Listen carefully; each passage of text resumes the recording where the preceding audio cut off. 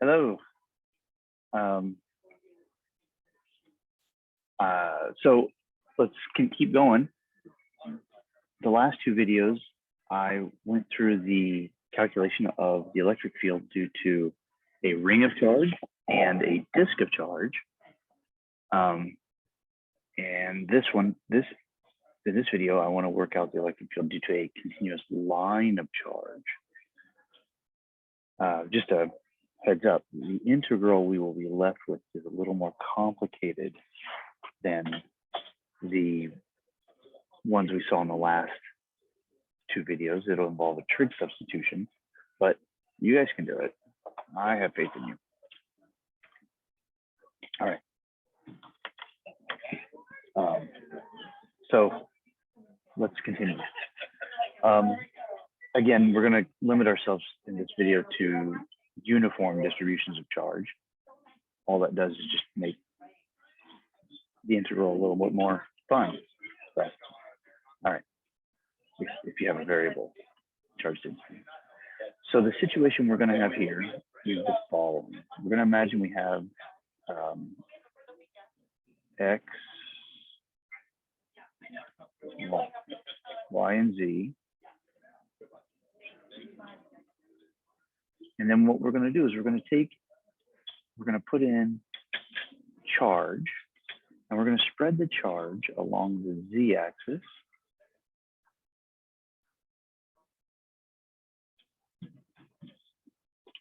And we're going to make it symmetric. Just part of it makes the integrals a little bit marginally nicer, but really it's mostly about just there's no point in making things offset. So we're going to say that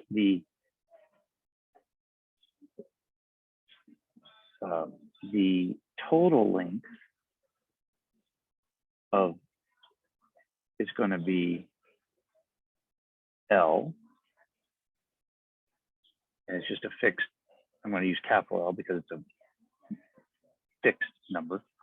And then, so the limits of integration, when we're all going through this, we're going to integrate over Z, obviously, because the charge is spread over Z. But the limits of integration here, the maximum height would be L over 2. And then Z is going to go down to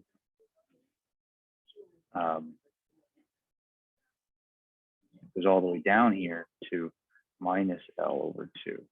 So it runs from minus L over 2 up to L over 2 for total length of L. And what I want is to find the electric field at some point here along the y-axis. You don't have to make it symmetric, but small town, not much to do. Let's do this. Really, if you do something else, you just change the limits of integration that we get. The answer might look a little more complicated, but nothing you can't handle.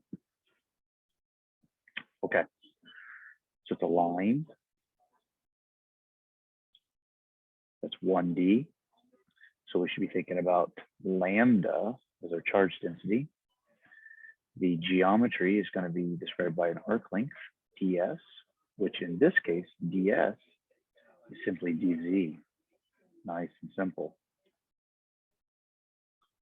Okay, if I kind of mark out just a typical little chunk of charge, the charge contained in that would be dq, which would simply be lambda ds, which is lambda dz, easy. I can immediately say that the charge total is the integral of lambda ds. Oh, hold on. We always do it the same here. dq, which is integral of lambda ds, which is integral of lambda dz from minus L over 2 to L over 2. That will simply be lambda times z evaluated from L over 2 minus to positive L over 2, otherwise known as lambda times L. No kidding. Uniform charge density. The charge density times the length is going to be the charge. Easy. But just kind of checks that everything hangs together. Okay. Now, for the observer, we have R, O. O is y hat.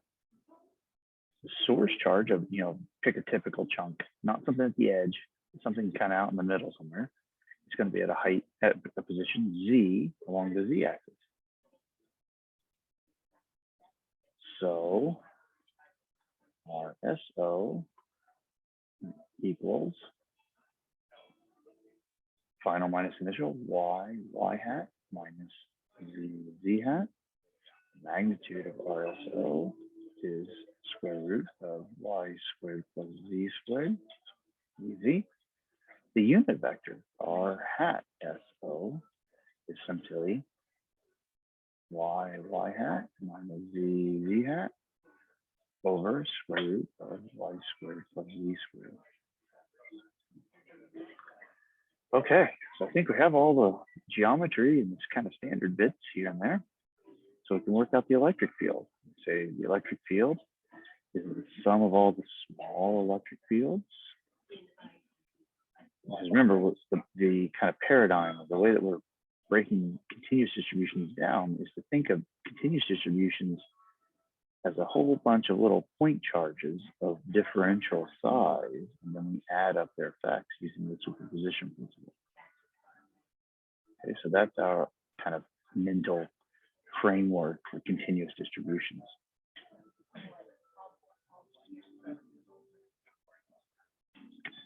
So I use Coulomb's law for each little piece.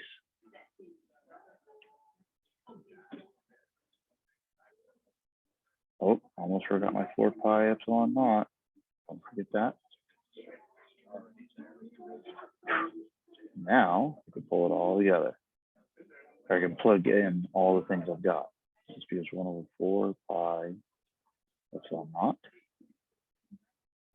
The integral lambda dz, that's from the dq. RSO magnitude, that's going to give me, well, it's going to be the same 3/2 power that has happened in all the other examples. It's going to be y squared plus z squared 3/2, and then I'm going to get y hat minus z hat, and I'm integrating minus L over 2 to plus L over 2. Now there's something I should have said, should have highlighted this. If you're standing here at this point y hat, if you kind of notice, for every piece above, kind of higher up along the z-axis, there's another piece below the z-axis, and the vertical stuff is going to cancel. The answer we expect will only be in the y direction, by symmetry. So pause there, think about that for a second. I'm going to move on, but think about that. In terms of equations, when we focus it, look at that z component. The stuff out front, this is an even function of z integrated over an even integral, but this vector, this z unit vector, comes proportional to z, an extra factor z, which means that for the z component, the integrand is an odd function integrated over an even interval. The z component goes to 0 by symmetry again, just because of whenever you integrate an odd function over an even interval, it goes to 0. So I'm going to write that here, but then if you don't, you should pause that and think through why that's the case.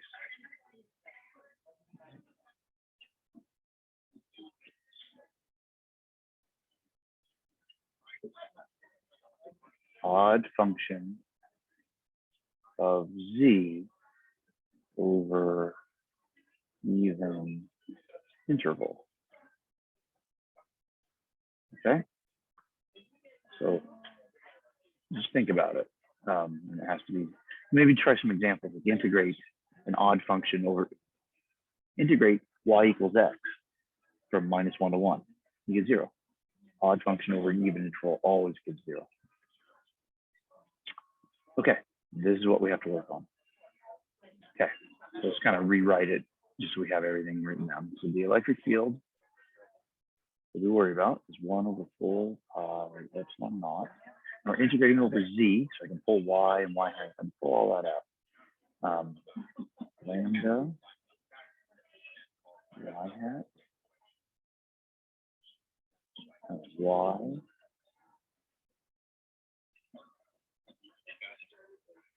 with all the numerator stuff, and then integrate dz over z squared plus y squared. I'm just rewriting this because it looks better to my eye.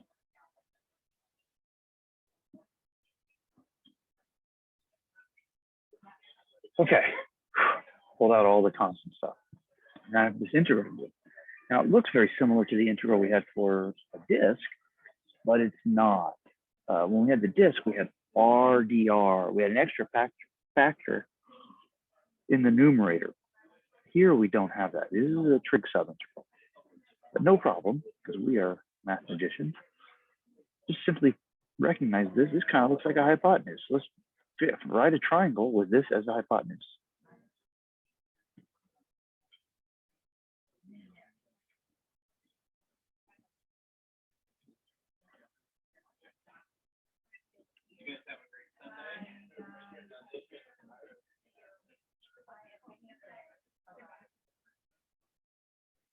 Okay, there's a little triangle, 2 sides, y and z, and a hypotenuse is given by that. There's some ambiguity in that. The answer for the integral will always be the same, but I choose, I'm going to basically trading a z integral for a theta integral, and I like to put the theta opposite the thing I'm integrating. It kind of minimizes the number of minus signs. If you do it differently, you'll get a bunch of minus signs that all cancel.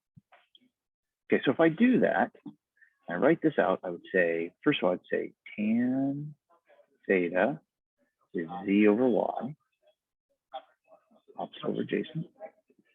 Therefore, taking a derivative on both sides, I get secant squared theta equals times d theta, almost forgot it, equals dz over y. All right, so that's kind of handy.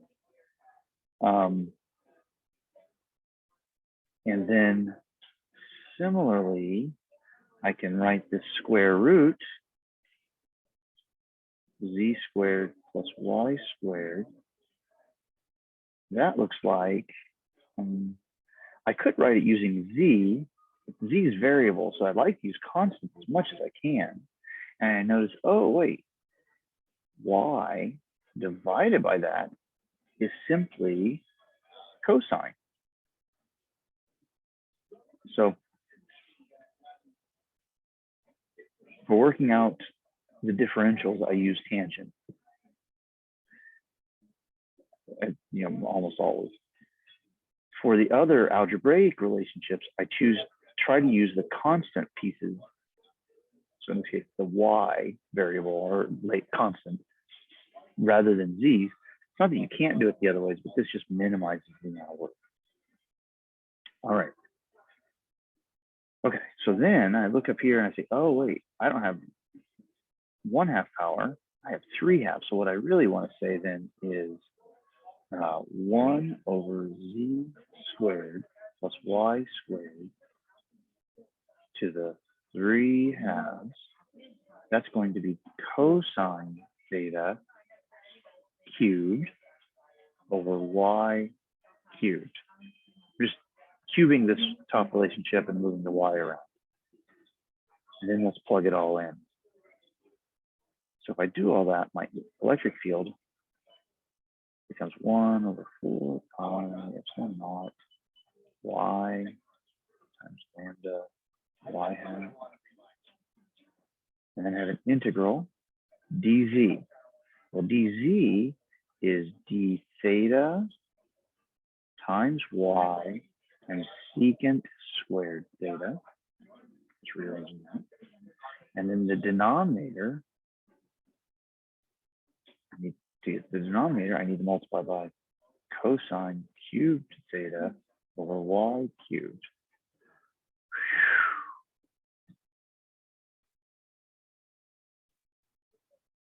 Just gonna check every little bit to make sure I didn't foul it up.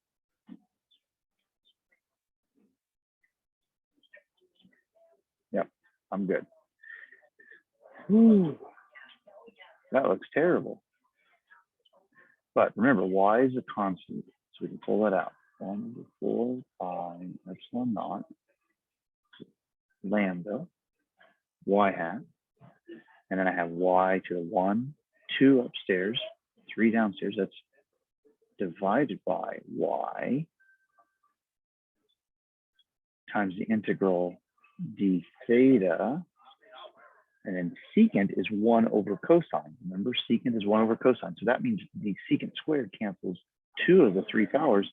I'm really only left with cosine to the first power. Awesome. That's it. Not so bad. Now, what are my limits of integration? Well, let's go back up here.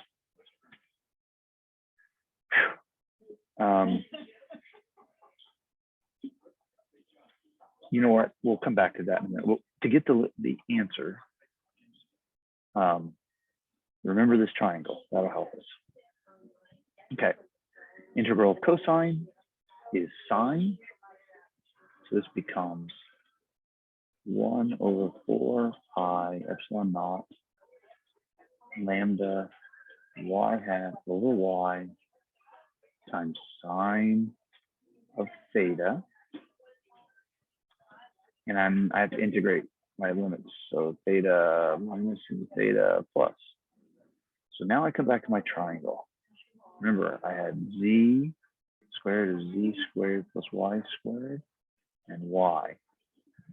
Now, sine of theta for all z would be z divided by the square root of z squared plus y squared. At the lower limit, that's when z equals minus L over 2. On the upper limit, that's when z equals plus L over 2, which means I can evaluate sine of theta in those two special cases.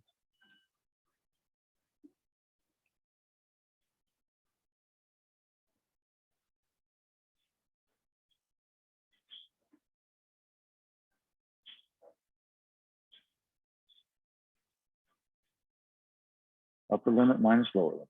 So it's going to be sine of theta is L over 2 divided by the square root of L over 2 quantity squared, including the half, plus y squared, minus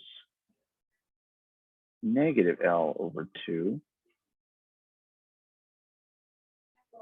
divided by the square root of, the minus sign goes away, so I'll just write L over 2 squared plus y squared.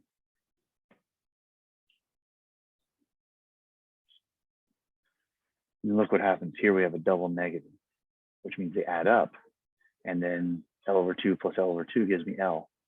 So this is just going to be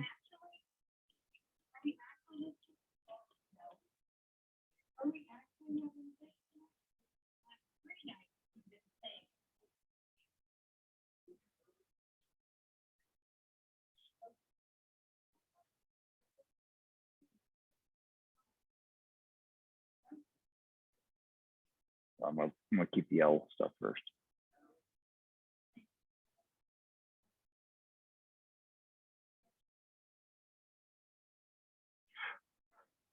Whew. Isn't that pretty? Well, I mean, it's a bit of a mess, but so this formula is a bit of a mess. If we take limits, it will simplify.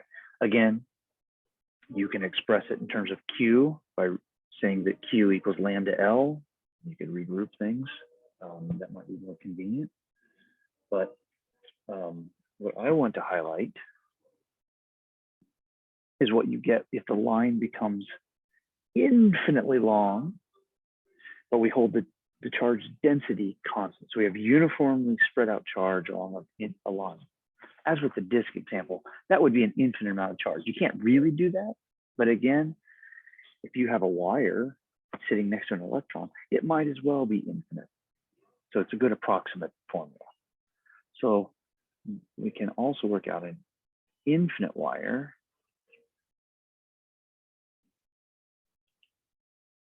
And the way we do that is we take L goes to infinity with lambda constant. And since Q is lambda L, Q would also go to infinity. Okay, so to take that limit,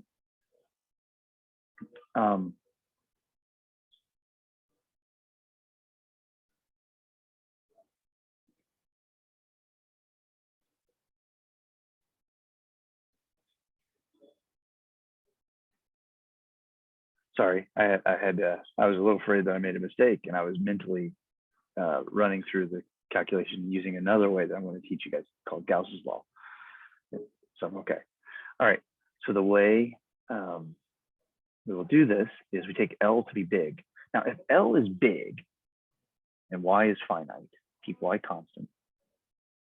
In this denominator, it gets bigger. The denominator blows up, but also the numerator blows up. So it's a little trickier. But notice, if L is really, really big, you can just ignore this Y.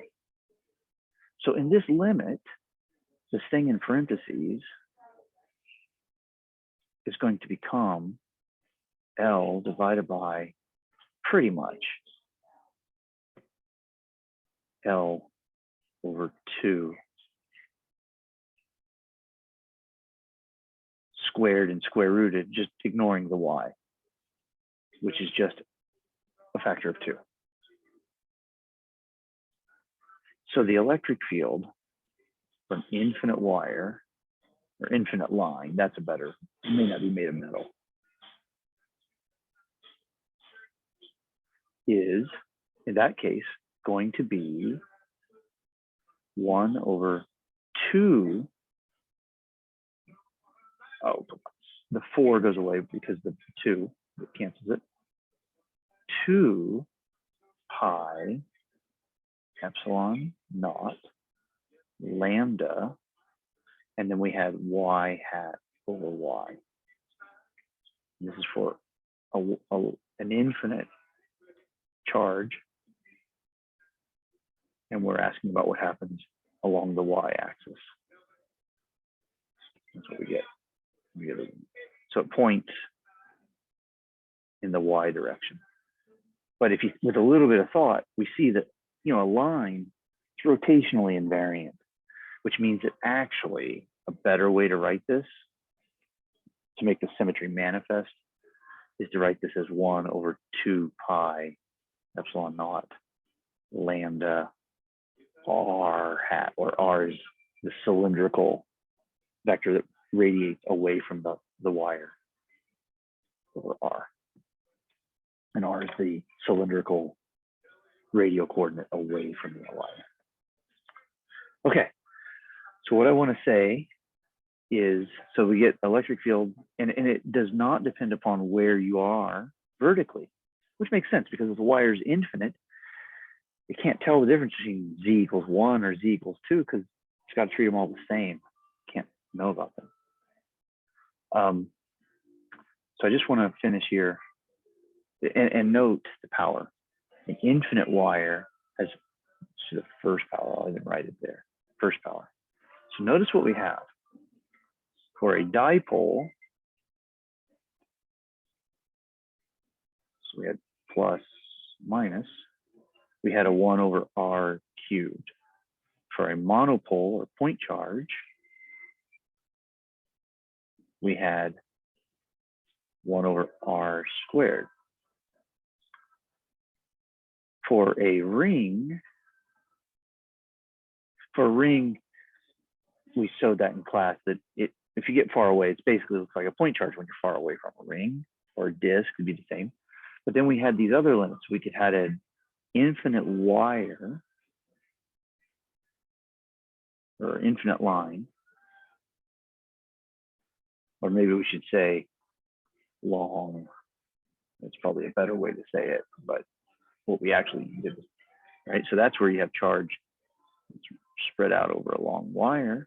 That goes like 1 over r. So notice, as we have, and notice this is an infinite amount of charge. So the more charge we have, the stronger the electric field is when you get far away from it. Because 1 over r is stronger than 1 over r cubed or 1 over r squared. And finally, when we had a big sheet, but really what we calculated was infinite sheet, right? So that's kind of doubly infinite, infinite x and infinite y. So there's a lot of charge there, and that one was constant. Remember what I've been saying? The shape of the charge is encoded in the behavior of the electric field. So we're just seeing that, and we're going to come back to that when we get to Gauss's law. All right, thanks for watching. I'll try to catch you next time.